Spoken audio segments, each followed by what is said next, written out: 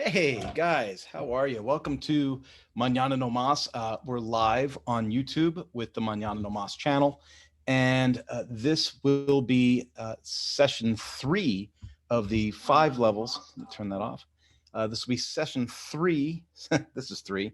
This will be session 3 of the 5 levels of leadership as written by John C. Maxwell.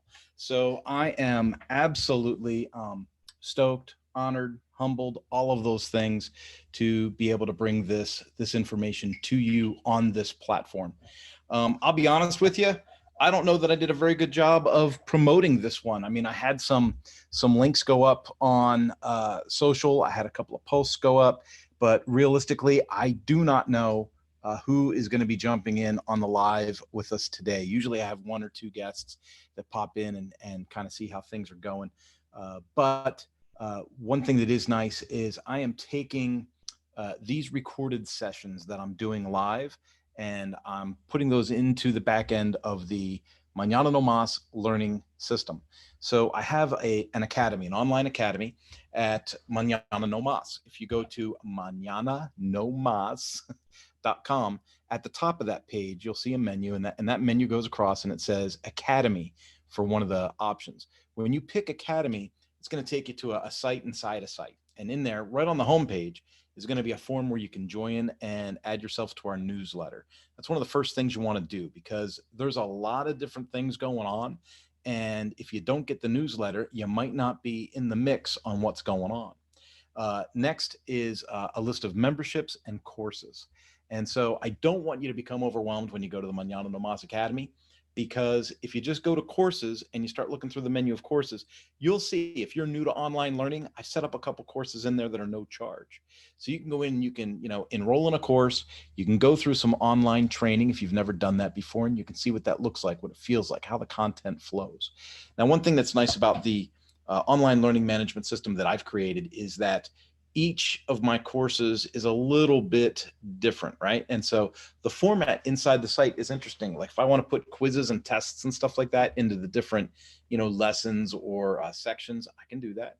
If I want to put in audio, video, text, imagery, all of that stuff can go in there. And what is really nice, and I say really nice because I enjoy it, is each of the classes that I host inside the Mañana No Mas Academy also can come with access to me, meaning that I'll do a biweekly support call. And if you're part of the personal development track that we have, you'll jump into the personal development call. If you are someone that's into power sports and marine, and you're in those very specific industries, I have a dedicated channel that I put just for power sports and marine people because that's one of my specialties. And so I invite those people into a separate biweekly support call.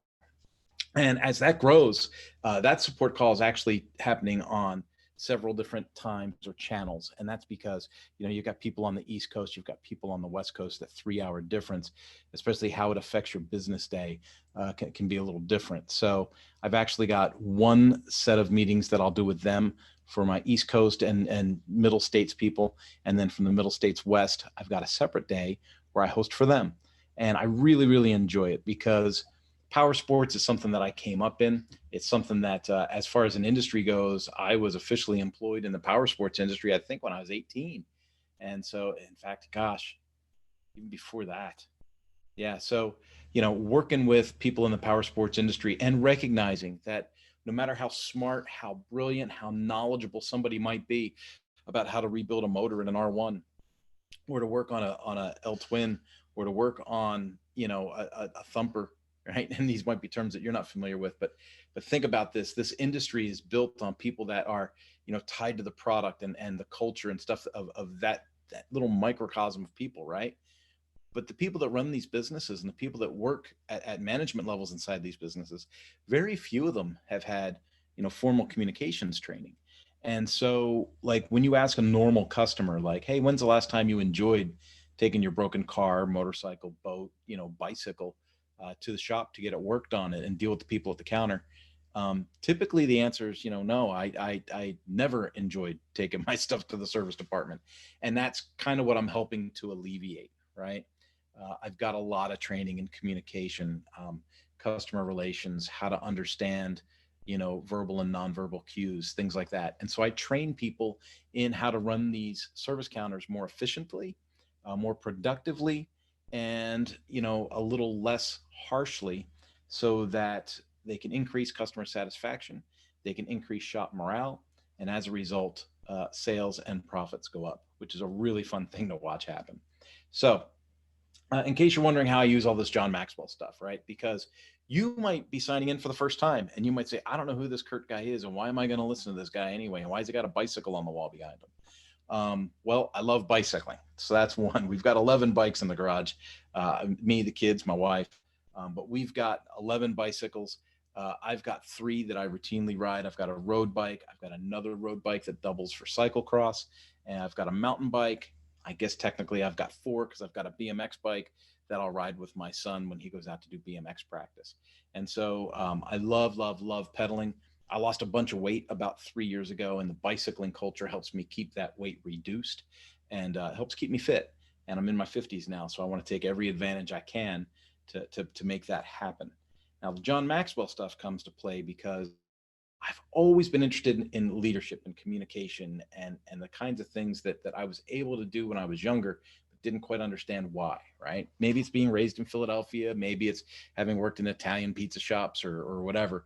But I always had a knack for kind of communicating with people and being influential. So I wanted to double down on that and make it official. And I did the John Maxwell training where I found out that leadership is influence, nothing more, nothing less, right? Leadership is influence, nothing more, nothing less. John Maxwell is also quoted often as saying, leaders, really good leaders, see more than others do, and they see before others do.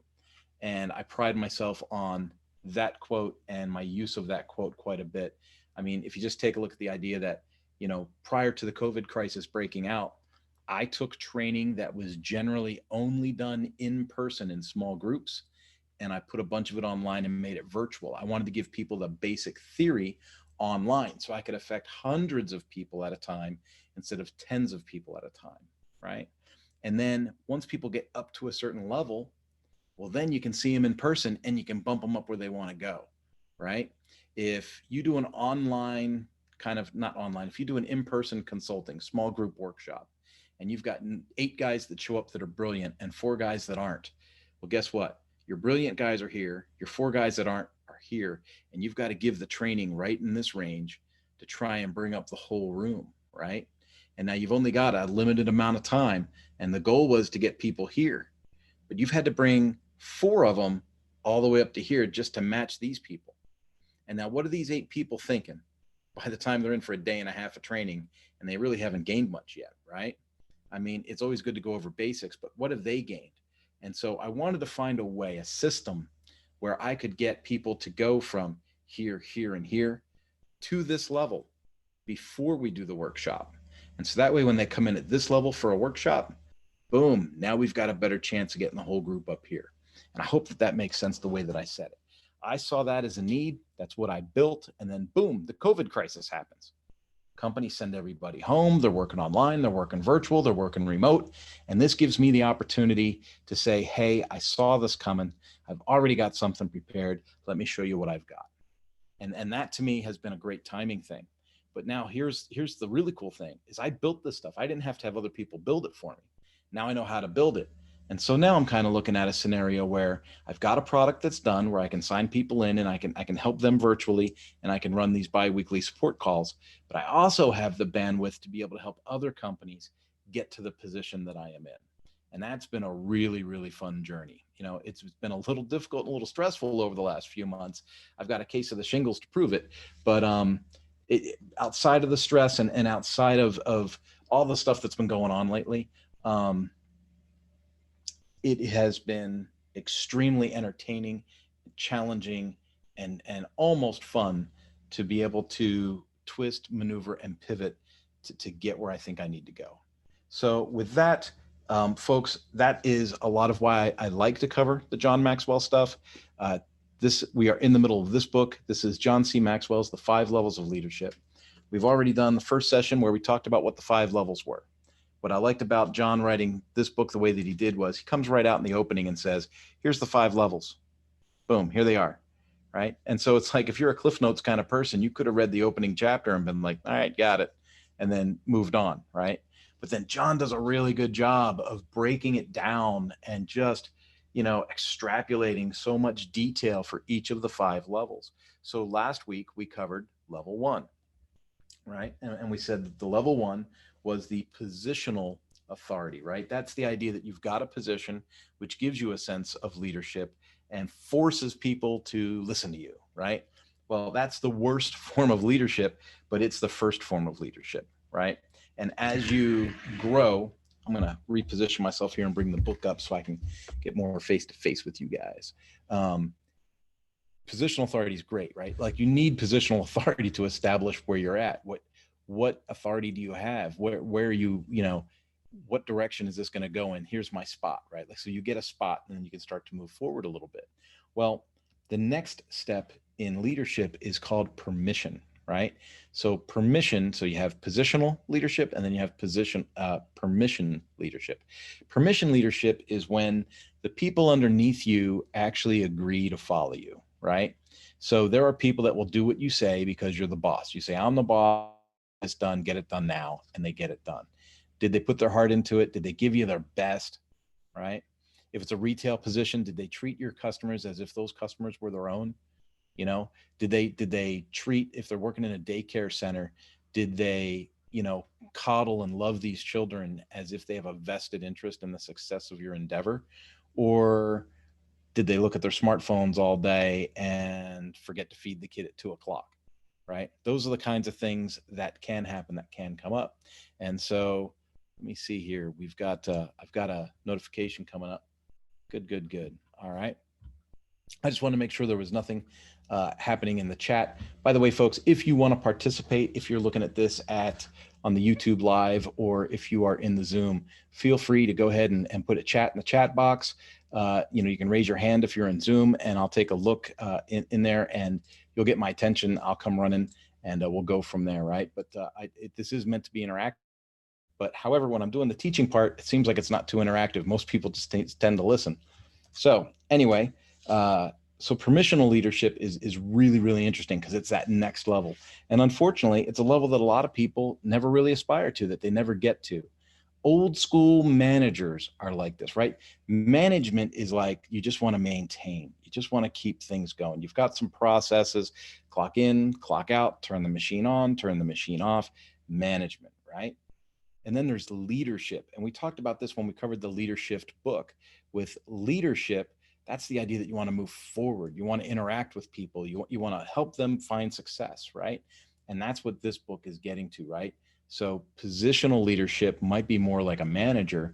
And then when you get into the other levels of leadership, we start talking about leaders, okay? And so one of the things it says is relationships are a major key to success. And I'm on page 85, if you have the book and you're following along, okay? It says relationships are a major key to success, whether you're trying to sell, coach, lead, or simply navigate the daily tasks of life. And the reason I highlighted this is he actually references Jeffrey Gitomer, who is one of my favorite authors from back in the day. I used to read all of Jeffrey's books, right? But he writes here, in the context of sales, Jeffrey Gitomer, author of the Sales Bible and Jeffrey Gitomer's Little Red Book of Selling, uses the analogy of rock, paper, scissors to describe the importance of relationships. It says, here's the rock, paper, scissors game of selling. Relationship is more powerful than price. Relationship is more powerful than delivery. Relationship is more powerful than quality. And relationship is more powerful than service, right? So, and it says that can also be said of leading. Relationships have a great power. And, as there's going to be a personal story that I'm going to share throughout this session, because it's very relational to this subject. It's about a win and a loss that I kind of suffered on my own. And I want to be transparent enough as I walk you through some of this to say, hey, I've been right there. I've made some of these mistakes. I've experienced some of these wins, which are great. And here's the difference as it moves forward, right? I want to let you know what to expect as it continues. And so John goes into like the upside of level of leadership and the downside of a level of leadership. Okay. So he's very much into the pros and cons kind of thing. It's not all selling you on the idea of what a great leader you need to be. He says, hey, there's some ups and there's some downs to this thing. And so let's cover the upside of permission first. Well, the first upside to permission is that leadership permission makes work more enjoyable. Leadership is an opportunity to serve. You know, if you're just barking orders at people all day, at what point do they enjoy it? If you've got people that are clock watching, how long to break, how long till lunch, how long till another break, how long until I get to go home, start packing up their desk at 4:30 when they're off at 5. If you're dealing with that environment, right? They don't enjoy being there underneath you, right? You haven't done a very good job of leading if everybody can't wait to leave, right? So if you use permissional leadership, and permissional might be a word I just made up, but if you're using permissional leadership, it makes the whole environment more enjoyable and easier to endure, right? The second thing is leadership permission increases the energy level, right? When you get people's commitment, when you get people's buy-in to do something, their energy level goes up, right? And how cool is that when everybody gets motivated to accomplish something? Now, if everybody gets motivated to accomplish something, you rocket yourself right past level 2 and right into level 3 leadership, right? So yeah, that's kind of interesting. But think about it. You know, if you can raise the energy level and then focus that energy on a task or on a pathway, your chances of success are much, much higher, right? Number 3, leadership permission opens up channels of communication. Now, this is interesting, and again, as we go a little bit further into this, I'll start to share with you my personal experience, very relevant to this topic. But what it says here, and I've highlighted this quote from Jack Welch from General Electric. It says, somebody who can develop a vision of what he or she wants their business unit, their activity to be, to do, and be. Let me start over. It says, he describes an ideal leader as somebody who can develop a vision of what he or she wants their business unit, their activity to do and be. Somebody who is able to articulate the entire unit, what the business is, and gain through a sharing of discussion, listening and talking, and acceptance of the vision.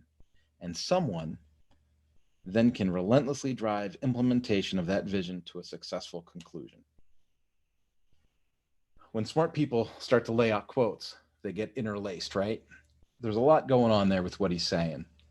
But if I were to translate that, basically what he's saying is an ideal leader is somebody that can communicate with their people to understand what they want, infuse what the goal of the company or upper management wants, and then communicate action that makes that happen, right? And so what a cool way to think about that, right? It says, Jack Welch also commented, above all else, good leaders are open. They go up, down, and around their organizations to reach people. They don't stick to established channels. They're informal, they're straight with people, and they make a religion out of being accessible. And that's super, super important. And I think about, you know, you think about a positional leader. A positional leader is like, I've got the fancy desk at the end of the row. You know, I'm in the upstairs office. You know, I am going to lunch with the other executives, and they make themselves unattainable. They make themselves hard to find, hard to connect with, right? Good leaders are easy to connect with, and they're open to communication. And even if that communication isn't the best, even if that communication isn't something that dealer wants to dealer, I'm talking power sports, but even if that communication is something that the leader doesn't want to hear, doesn't want to deal with, the idea that the person underneath him is willing to communicate that shows superior leadership, as long as he can keep it in check, right? So sometimes I would hear what I didn't want to hear as a leader. That didn't mean the leadership was bad. It meant my messaging needed adjustment, right? And that gives me the opportunity to make adjustments. If I were to take this a little bit further, let's say I say that we're going to do A, B, and C. You know, this group here is going to do A, B, and C. I've cast the vision. I've got a relationship with people, and we're going to go A, B, and C, and we're going to go in this direction. And then somebody pulls me aside and they say, hey, man, I've been thinking about that A, B, and C thing. And I don't think you're very good at that. I think we should do C and D and E, right? And instead of going that way, we'll go this way, right? I may have been told something I didn't want to hear. I may have heard someone be contrarian to what I'm trying to promote. But because my leadership ability promotes communication, I get the communication from my underling, right? If we want to say that, right? From my insubordinate, from my subordinate, I get that information from them, and it gives me the ability to change direction. It gives me the ability, right? That communication opens up options. So it's a positive, not a negative. Okay. Let's go with number 4. Number 4 for the upsides of leading with permission. It says leadership permission focuses on the value of each person. Now, if you remember in leadership, we said you can't treat everybody the same. You have to treat people uniquely, right? You have to treat people as individuals, right? So leadership permission focuses on the value of each person. Now, the idea that I'm going to treat everybody the same and everybody's got the same value and everybody's got the same worth, that might work in a socialist environment, right? Like that's a whole, but it's just not true. It's not. And you know, that lie is something that man, it just really contaminates things. There are people that got a knack for getting things done, and those people have value. There are people that have a knack for critical thinking, and those people bring value to a team, right? There are people that have a knack for getting the grunt work done that other people don't enjoy that much, and that has value, right? So everybody, you have to understand the value of each person and treat each person as an individual. It says level 2 leadership is relationally driven, right? So we talked about positional leadership being based on the power or the authority that you get and how you exercise that. Permissional leadership it's all relationally driven, right? It's about what emotional tie can I make with somebody to influence them, right? Because leadership is influence, nothing more, nothing less. It says you can care for people without leading them, but you cannot lead them effectively beyond level 1 without caring for them. You have to care for the people that are underneath you, right? And when I say underneath, I want to be super, super clear. I'm talking about, you know, the hierarchy of leadership. I'm not saying, you know, that they're undervalued or that you're better than them. That's not what I'm communicating. Just to be certain, as you hear these words come out of my mouth, I want to make sure that you are translating them internally the way that I mean for them to come out. This reminds me, and here's a great example of this: not beneath or not under, like underneath them, meaning like someone in a servant position is considered underneath, right? But if you have a servant's heart as a leader, you don't treat them as if they have less value than you, right? They're just in a servant position. And so this story from Nelson Mandela is fantastic. Okay. Nelson Mandela was having an appointment with somebody. So let's say there's a guy named Peter, and he's going to have an appointment with Nelson Mandela. Okay. So let me read this to you. And I'm on page 92. On the day of their appointment, Peter dressed in his best and asked one of the company drivers, Dumi, to take him to Mr. Mandela's home. To Peter's amazement, his host was waiting for him in the parking area, right? Imagine you go to see someone like Nelson Mandela. It's like going to see Trump, right? And Trump's standing out in the front of the White House going, hey, hi, thanks for coming, right? So he says, I felt both extremely elated and humbled that Mr. Mandela was waiting outside for me. He warmly greeted the driver and me. He then gestured that we enter the house. However, in the traditional way of corporate behavior and protocol, the driver retreated quietly and remained in the car, right? So you've seen this, you know, kids get dropped off at the prom. Where does the driver for the limo go? He doesn't go into the prom, right? He goes and hangs out in the car. So, and he remained in the car. Mr. Mandela invited me to the breakfast table. Just before we started eating, my host seemed to miss something. He asked, Peter, I thought there were 2 of you, right? I responded, no, sir, I came alone, right? Well, what about the other gentleman? He insisted. And I replied, no, sir, that one is just the driver. He will wait in the car. Now, this does not make Peter a bad person. I don't want to paint it this way. It doesn't make Peter a bad guy. He's dealing with, you know, that's the culture. That's the positional deal, right? And so he will wait in the car. At that point, Mr. Mandela stood up and he went out to where the driver was. He introduced himself to the driver and asked him to join us for breakfast. Mr. Mandela then walked to the kitchen and said, Doomy is joining us for breakfast. Can we have another plate, please? Right? Now, think about that from all levels of interaction. How do you think Mandela felt to be able to outreach to somebody that's viewed as not integral to that meeting, right? So Mandela gets to reach out to somebody and treat the person pretty special. So that feels pretty good, right? It feels better to give than to receive in a lot of instances. Peter is probably feeling a little bit awkward, right? He's like, oh, should I have invited the driver? Should I not invited the driver? I don't know. You know, tradition says the guy waits in the car. I didn't think to bring him in. Do I look like, am I an idiot? Did I blow this? Did I mess it up? He didn't mess it up. Mandela was being extremely gracious. Think about it from Doomy's position. The dude's sitting out there playing on his smartphone, reading a magazine, looking at the newspaper, eating a granola bar. Who knows what he's doing out in the car, right? And Nelson Mandela goes out and goes, hey, hi, excuse me. Would you mind coming in and having breakfast with us? Right? How's Doomy feel? He's got to feel pretty elated about that. It might feel a little awkward too, but man, what a cool deal. It says, Peter never forgot what Mandela did, neither did Doomy.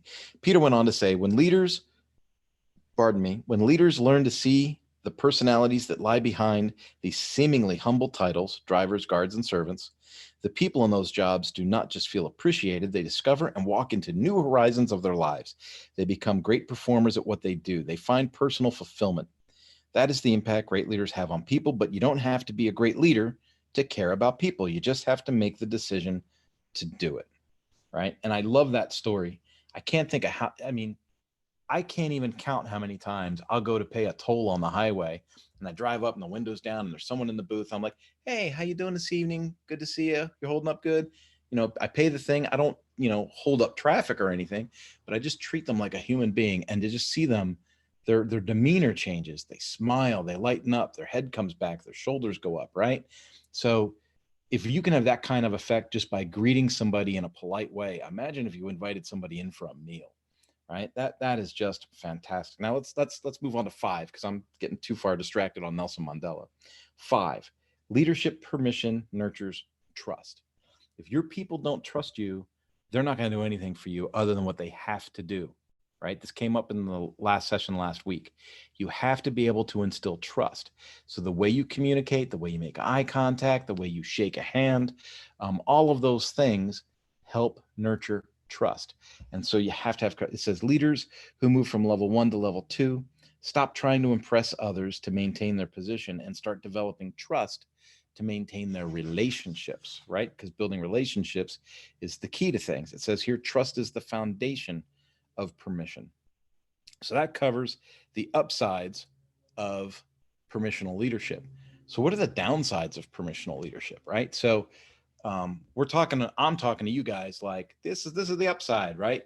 I'm going to grow relationships. It's going to be great. I'm going to earn trust. We're going to have great relationships. Everybody's going to have buy-in. This whole thing's going to push forward, right? There's downsides. For everything that has a positive, there's a negative, right? There's always a yin and a yang, and we have to make sure that we are open-minded enough to foresee it and know how to deal with it when it comes. It says the downsides of permission. 1, permission leadership appears too soft for some people.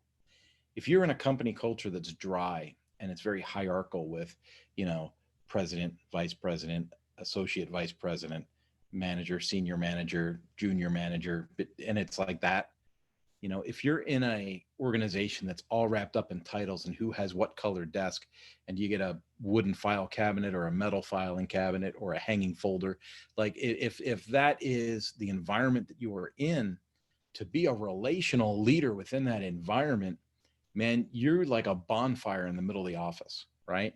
There's no way to keep the attention away from yourself. And some people that are used to cracking the whip and using position to get things done, they will see you as being a soft person because you are involved in the relationships and the personalities and the lives of your people, right? And so it says here, it's been my observation, and this is John writing, right, on page 95. It's been my observation that most people start their leadership focused on either hard aspects of leadership, meaning the productivity side, or the soft aspects, meaning the relational side. Those who start on the hard side and refuse to learn softer skills often get stuck in level 1. That's what I was just describing to you. They desire to go to level 3, production, right? They want to go straight from level 1 to level 3. But they can't achieve it without learning level 2 first. You can't just make people triple their production when they haven't earned trust in you or don't believe in you. And this is something that I've seen in other cultures, in other countries. I'll just say it. Like when I went to Japan and I saw the way that the people were treated inside the Suzuki factory, putting those products together, I thought to myself, cognitively out loud was like, wow, how much do these folks really, how much of their heart is really into this product, looking at the way they're being treated inside the building. It's just a question I have, and it's not my country and it's not my culture, but for me to come in from the outside in and view that, to witness that, it made me think, are they really getting the best out of their people that they possibly could here? Or are they pinching and squeezing every dime, pursuing that magic margin number that a manufacturer wants for their products, right? Like, remember when we used to hear stories about people working, assembling iPhones and iPads and jumping out of windows, and they had to put nets on their windows to catch people? It sounded crazy, right?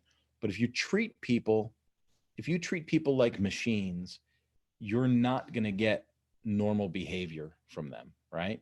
And so you have to treat people like people. And that's a big thing. As you are weighing the balance, and I even drew a picture of a scale in my book. I'm not the best of drawers, but I drew a picture of a scale in my book.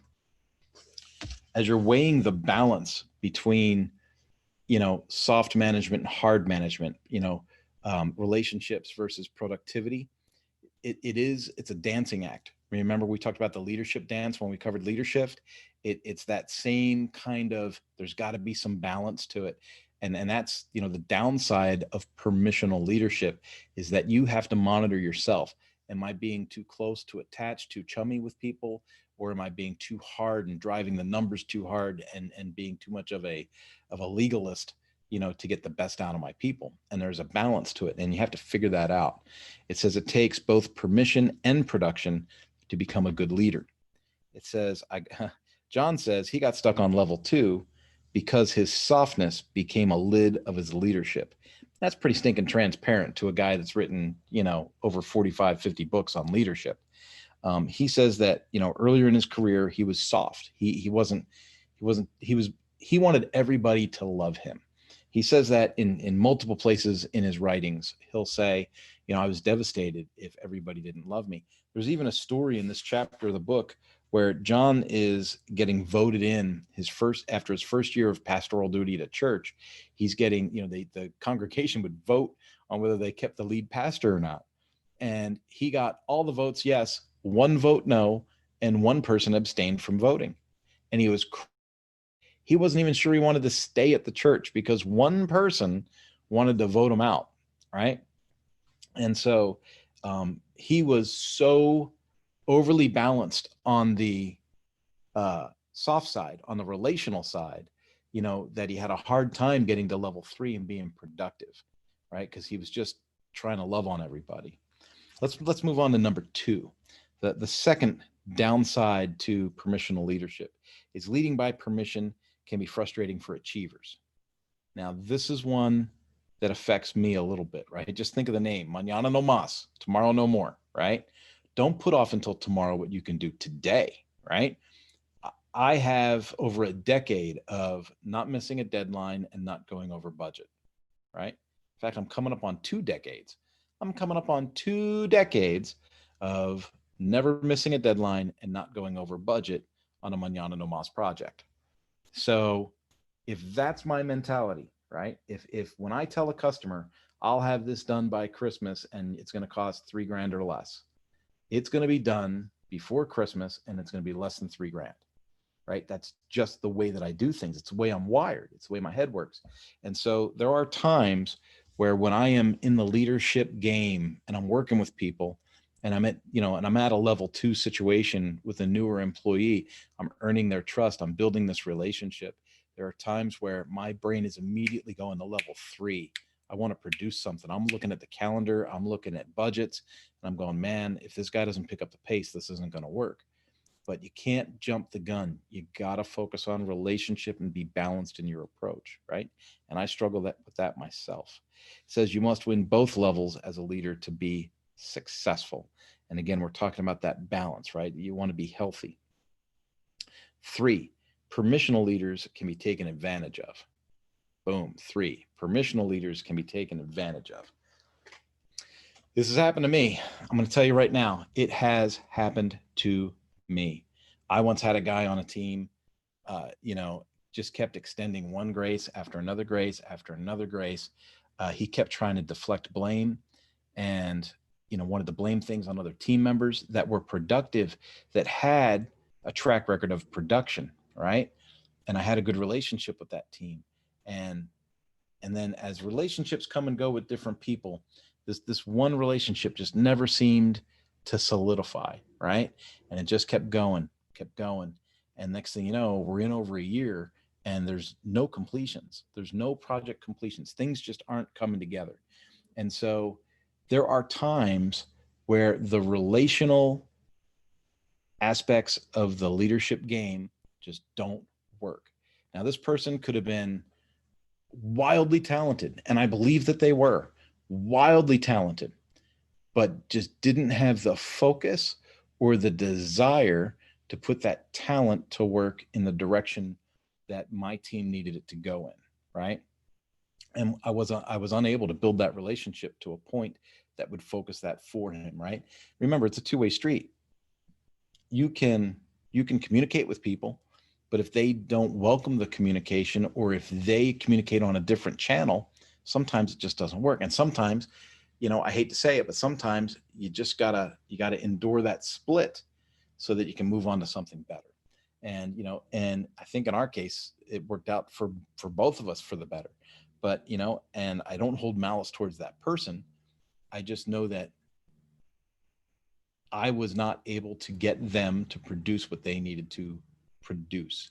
And I do believe it was relationally motivated because I know that they had skill. Okay.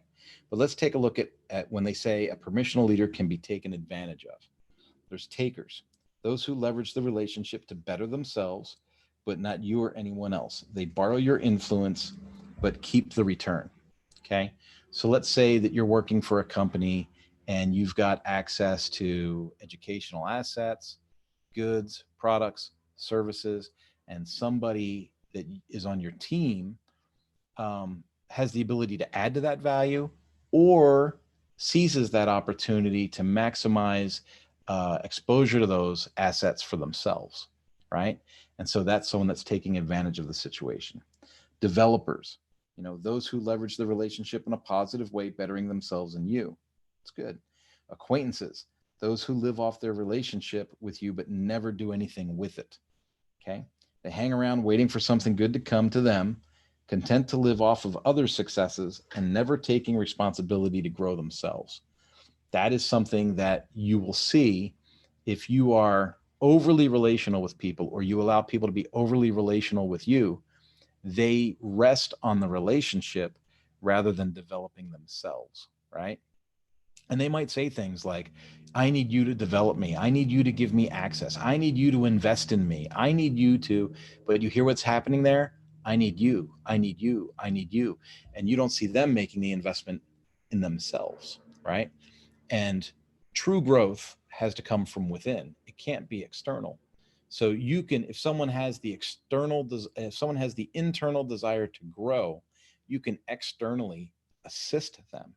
But if they don't have that internal desire to grow, there's nothing you can do externally that's going to make it magically happen.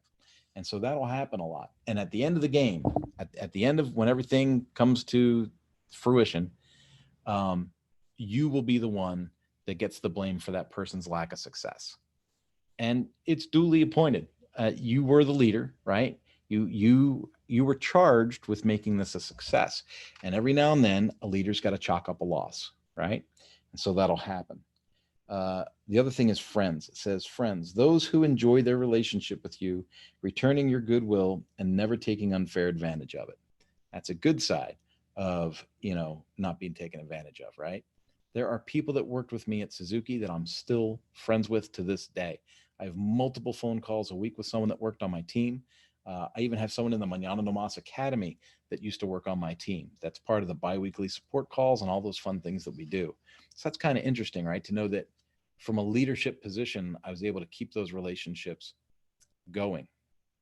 Fourth thing, the fourth downside to permissional leadership, it says it requires openness to be effective. This is huge, right?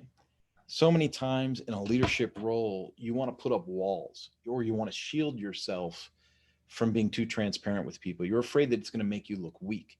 You're afraid that you're going to be too transparent or that you're going to give people an excuse to bow out or not try or not succeed, right? And usually it's the opposite. It's by being vulnerable, by being transparent, by telling people that you've had your own struggles and you understand where they're at and you're going to help them find success. That's when you will find people step up to the challenge and make themselves better, right?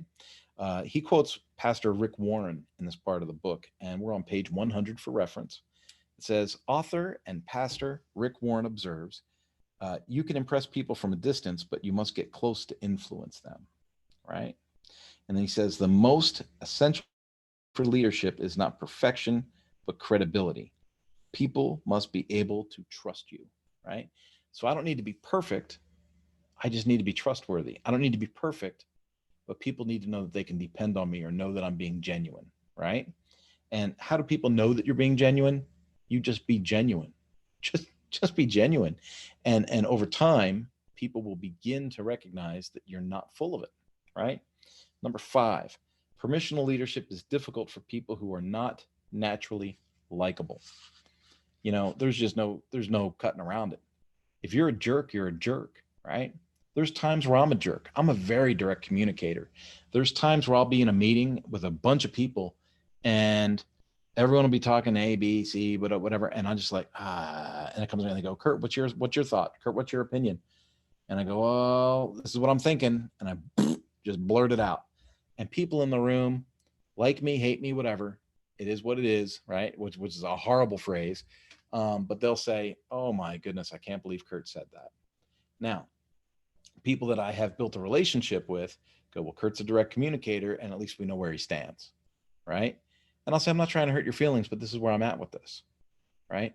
But people that don't know me, that I haven't established a relationship with, they're going to be like, whoa, that guy's out of left field. In a corporate world, having relationships is important, but remember the thing about balance, right? So being transparent, being genuine, being nice to people, all of that's there, but sometimes you're going to bring the heat, right? If you are bringing the heat and already you're not a likable person, your job is 2 or 3 times as hard as when you started, right? So it says, I believe that people will not get ahead with others unless they are willing to get behind others. And how can we do that? How can we become more likable? It's so weird that he's got to write a whole section of the book about how to become more likable, but he gives you some bullet points. And I'm going to read them just because I think some people might find some value in this. Okay. Make a choice to care about others. Liking people and caring about people is a choice within your control if you haven't already made that choice. Look for something that is likable about every person you meet. Sometimes that's hard, but if you do it, you can do it. Discover what is likable about yourself and do whatever you can to share that with every person you meet. I'm going to put a little warning on that. Put a check mark next to that one if you're reading this in the book. I used to work with a guy. Every time he met somebody new, regardless of who else was with him, he gave his race resume and wanted to tell everybody that he was an international road racing star. And one look at the guy at 220, 230 pounds, horribly overweight and not very likable, right? It was obvious that he was trying to give you a resume to impress you with it rather than build relationship with you, right? He was using that resume talk. I used to be blah, blah. I don't know if you know who I am, but I used to be blah, blah, blah, blah, blah. He would do that all the time. And that goes back to positional leadership, not permissional leadership. He was trying to establish position and dominance over what he's accomplished in life rather than establishing relationship. So you want to be careful. You want to be careful how you try to build trust with people. So that's just my check mark there. And then next is make the effort every day to express what you like about every person in your life. And boy, that can be hard. Okay. There's a 6. Boom. There's a 6 this way. Permissional leadership forces you to deal with the whole person. It says, auto pioneer Henry Ford once asked, why is it that I always get the whole person when what I really want is a pair of hands, right? I'm friends with a guy. Every time I say, hey, do you know Jim? He goes, oh, yeah, I know Jim. He's got a great pair of hands. And it's just fun when I hear him say that, oh, that guy's got a great pair of hands. What he's talking about is a mechanic that's able to fix things, right? A guy that's very agile, knowledgeable, and wonderful at fixing mechanical things, right? So, oh, you got a great pair of hands. So that's what Henry Ford's talking about. He's like, I just want a great pair of hands and I get the whole person. So leadership is essentially a human business. Both universities and corporations seriously miss the point with their overemphasis on formal quantitative tools, unambiguous problems, and ridiculously oversimplified human relations cases. What we have found is that the higher the rank, the more interpersonal and human the undertaking. Our top executives spend roughly 90% of their time concerned with the messiness of people problems, right? Think about that. The higher you go up the food chain in a company, the more you got to deal with the messiness of people, right? If I'm on an assembly line somewhere like Laverne and Shirley checking the bottle caps on Coca-Cola bottles, I'm just watching Coca-Cola bottles go by, right? But if I'm their manager, I got to deal with them. And if I'm not that guy's manager, I got to deal with them and them. And when I get to the top of the company, I got to worry about everybody else, right? And so the higher up you go, the easier it is. The higher up you go, the harder it is dealing with the people, the interpersonal relationships. It says here the bottom line on level 2 is that most of the downsides of leadership come from dealing with people. Amen. If you care about people and understand them, then you expect things not to go smoothly, right? You anticipate that things aren't always going to be smooth. Now, here's the best behaviors on level 2. And I can go through this part pretty quick, which I kind of need to do because it's 10 of already, okay? But best behaviors on level 2, how to gain people's permission, how to gain their trust. 1, connect with yourself before trying to connect with others. That's important. If you don't know how you're wired, how are you gonna relate to how other people are hardwired, right? You got to know how you yourself are hardwired. And I've got a guy that does that. Rod Tillery. If you're watching this and you write this down, Rod Tillery, perfect match hire. This guy is phenomenal. And if you need a contact for him, reach out to me. I'll put the two of you together. That's what he does. He tells you how you're hardwired and how to grow your team based on having people that are properly hardwired for different positions within the team. It's a fantastic way to build something, right? But it says here, the first person I met, the first person I must know is myself, self-awareness. The first person I must get along with is myself, right? You have to have a good self-image. The first person to cause me problems is myself. You need to be honest with yourself and just tell yourself, stop screwing up, right? Sometimes you got to have those coming to Jesus meetings with yourself. The first person I must change is myself, self-improvement. That's why I'm reading like crazy right now during this COVID crisis because I have the time, right? There's a lot of other distractions going on right now. So I'm trying to keep my mind focused and on clear growth. And the first person that I need to grow is myself, right? So I'm constantly working on that. And it says the first person who can make a difference is myself. You need to have a sense of responsibility, right? So the first person who can make a difference is me. If I have something where I want to go in a different direction, right? I've got to be the first person to make that move in that direction. And then the rest of my team can follow that impulse, right? But if I just stand on the hill and say, everybody go that way, that's not helping, right? That's more positional than permissional, right? So 2, develop a people-oriented leadership style.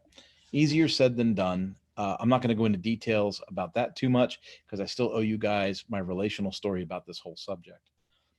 Practice the golden rule. Treat others like you want to treat yourself. That's 3, right? And then it says, it is clear that the golden rule cuts across cultural and religious boundaries and is embraced by people from nearly every part of the world. And what does practicing the golden rule in leadership do? It enables everyone to feel respected. And what John did here is he pulled out all different kinds of religions: Christianity, Islam, Judaism, Buddhism, Hinduism, Zoroastrianism, Confucianism. There's all these different things in here. There's even a quote from Nigeria. It says, one going to take a pointed stick to pinch a baby bird should first try it on himself to see how it hurts. And that's a quote from Nigeria, right? So this whole thing is treat others as you want to be treated.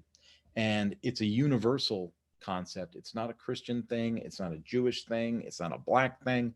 It is a everything, right? Treat others as you want. So the golden rule is super, super important.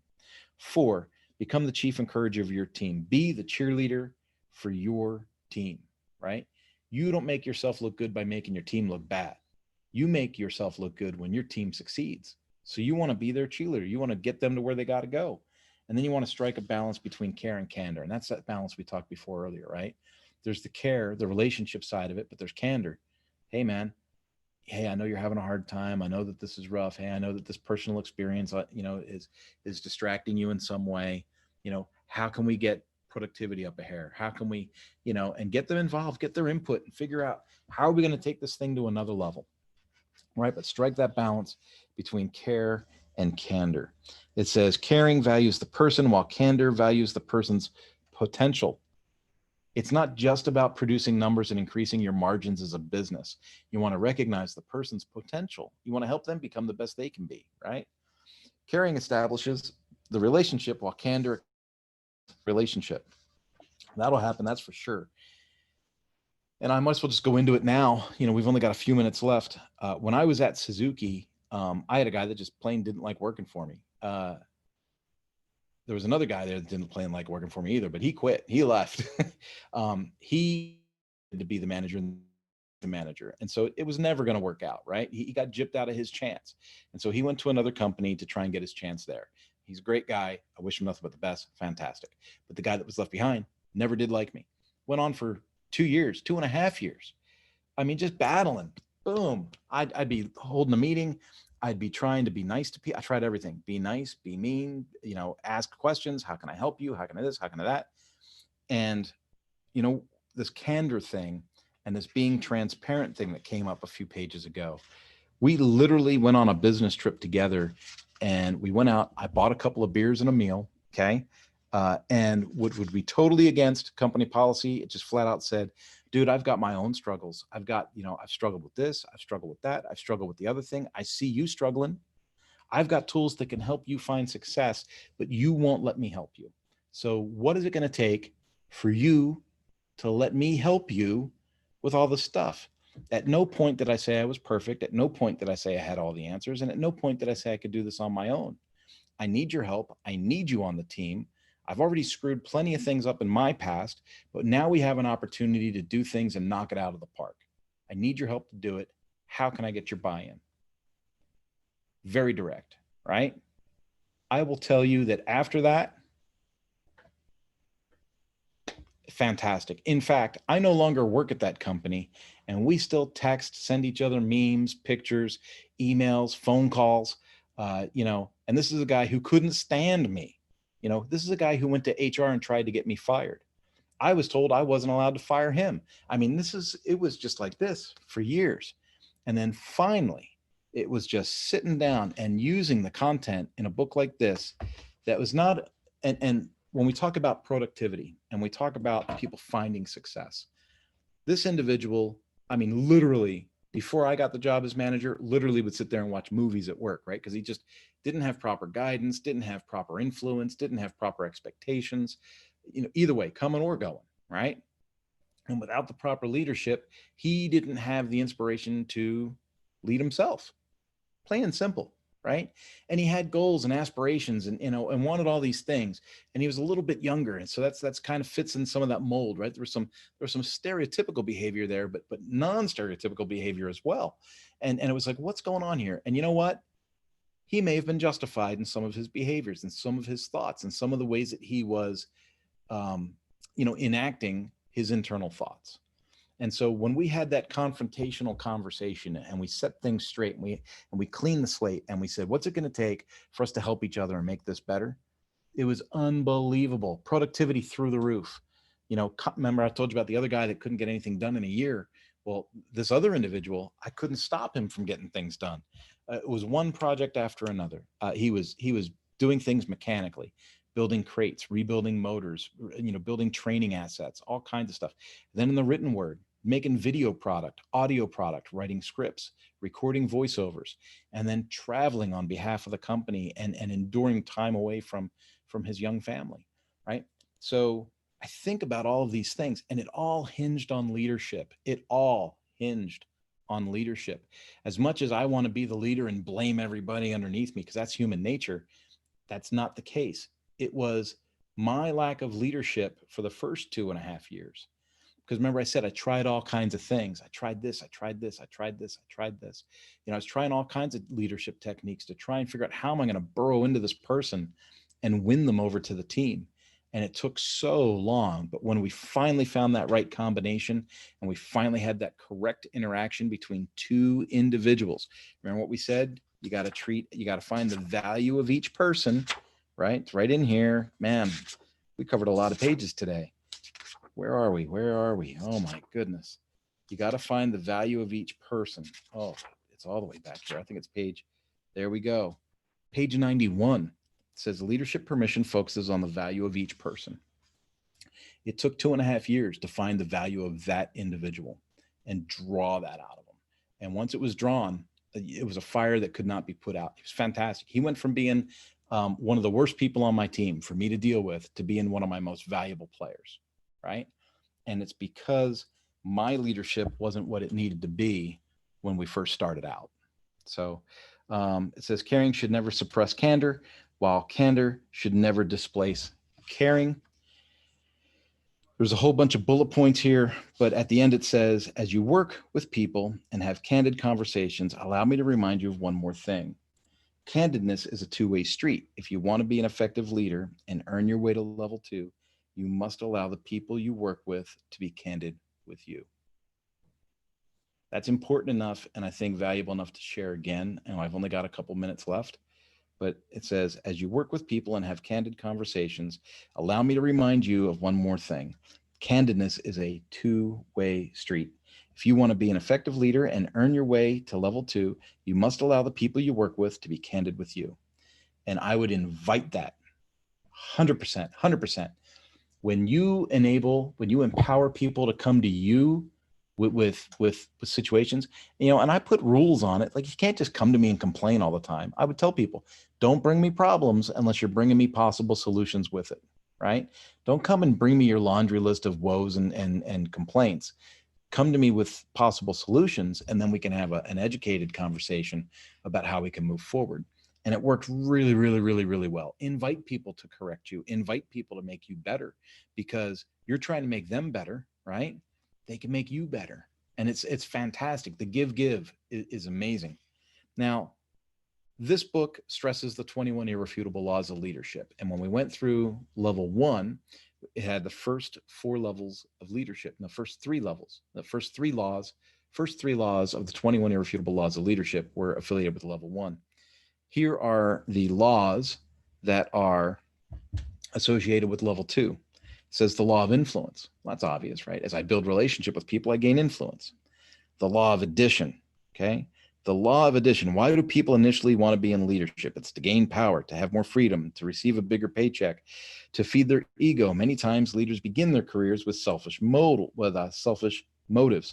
Maybe that's not a good thing, but it doesn't have to be a bad thing if we're willing to change and put our focus on others, add to others, right? The law of solid ground. Trust is the foundation of not only leadership relationships, but of all relationships, right? So the law of solid ground. The law of magnetism, right? Once you establish permissional leadership with people, you begin to attract people of your same qualities, of your same standards, right? And so I've studied leadership dynamics since I was a teenager. And something I noticed early is that birds of a feather flock together. And then he goes on to describe the law of magnetism. Okay. The law of connection goes without saying, right? If you're going to work on relationships, you're going to work on connection. And then the law of buy-in. If you get people to make a connection, right? If they connect to you and you have influence, then you're able to get their buy-in. You're able to get their commitment to move forward to whatever the next goal is. And that's super, super awesome. And that takes us up to level 3. And I got to tell you, I am so stoked at the folks that hang out, the folks that make it happen. Let me double check our YouTube to make sure that I didn't miss anybody in there. We're still good. And, when you join these calls, if I'm doing it live and you've got a comment, you've got a question, I encourage you to put it in the chat or raise your hand if you're in the Zoom call. And I'll keep these posted up on the Mañana No Mas Academy as we move forward. Folks, if you are a non-believer, if you are not a Christian, I don't want to ram my religion down your throat, but for you, this is the end of the session. This is when I invite folks that would feel uncomfortable, that they can go ahead and sign out. For those of you that are believers or that are seeking within the Christian faith, I would like to close us out in prayer. It's one of the things I like to do when I go over this material. And right now I'm feeling really led to pray for our country and for some people in it. So I'll give it a count of 3, let people sign out. People that want to stay on, I welcome you to stay on.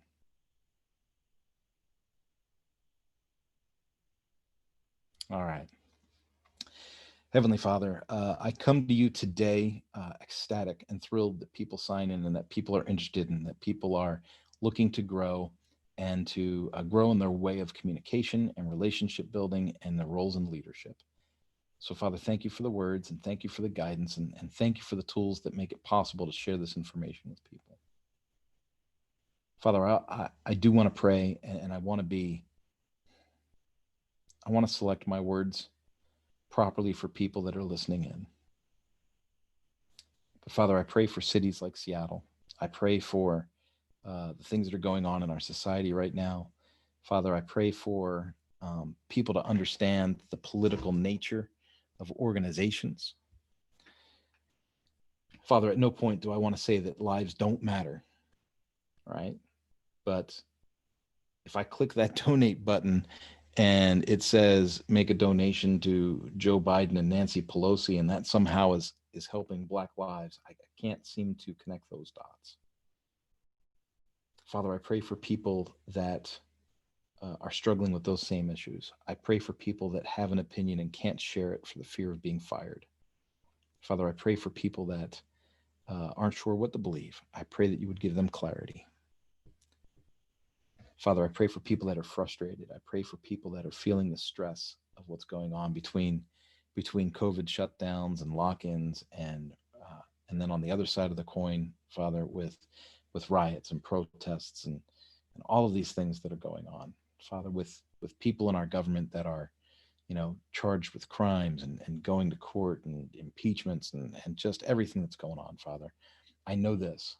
I know that when I focus on the positive, I know that when I find the silver lining to those clouds, I know that when I feel inspired by your spirit and I focus on the relationships and the awesome people that I've been able to meet and greet and associate myself with personally, Father, I know that you are at work. Father, I thank you for keeping my attitude positive. I thank you for helping me to alleviate some of the stress during the shutdown.